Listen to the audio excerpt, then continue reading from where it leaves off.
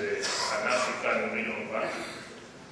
And in Uganda we have 23 banks, one of which commands 22% of the market. So it tells you a bit about lack of competition. Over the same period, 2008 to 2010, the average cost of deposits, average cost of savings in the banking system has ranged between 2.4% and 4%. And this is mainly on account of the type of deposit mix. Current account holders in Uganda do not earn interest on their balances, while savings book balances attract a very minimal interest rate. The depositors that earn some relatively high interest rates are the wholesale depositors that place money on time deposits. And these are the time depositors form a very small percentage of the overall deposit base. And bank margins and interest rates in Uganda are not at all regulated. They're fixed by the market.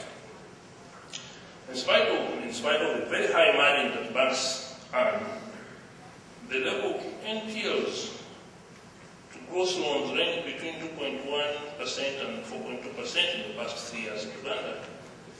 However, lending to agriculture, like in India, is dwindling and is a mere 7% of the total lending in the system. Banks, I would say, are a little bit inefficient in Uganda because they have very high cost to income ratios ranging between 65 and 85% over that same period, 2008 and 10. So the use of technology in product design and delivery, I think, can be a good source of cost cutting.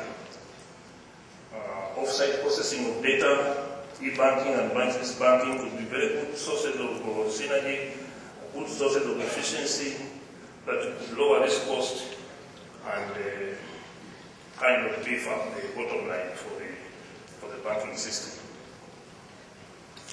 A little bit about the GDP. There are very low levels of credit to GDP. It's about 14% as of December last year. And very low levels of bank deposits to GDP. We have about 21%. And these are good indicators for financial inclusion. Uganda's GDP has since 2001 been growing at the rate of between 5.5% and 10%, based on the constant prices of 2002. And last year's GDP was about 14 billion US dollars at the current exchange rate. Per capita incomes in Uganda about $500. Per capita is $500. And that's around the average for East African countries. I'll spend 1 minute to talk about profitability in microfinance institutions. They are charging effective interest rates between 40 and 50% per annum. Cases of over-indebtedness are very minimal, and these have reduced because we have a credit reference system, credit reference bureau, that captures both positive and negative data on borrowers in banks and credit institutions and microfinance institutions. Mobile money transfer. Mobile phone money transfer has been introduced in different East African countries, and one of the avenues that would be a very good potential for productivity and profitability. In Uganda, there are about 2 million people that are using this service, compared to nearly 4 million that have bank accounts. The return on equity has ranged between 12.7% and 27.2%. The return on assets has been between 2% and 7%. And banks are very liquid. They're employing a lot of idle capital. These are things I thought I should mention to you. Being a regulator, I have these numbers, and they are very interesting.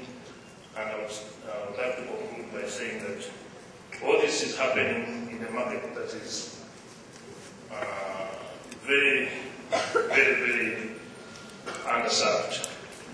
I would like to end my remarks by thanking you for listening to me and for the opportunity that I've been given to present this to you. Thank you very much.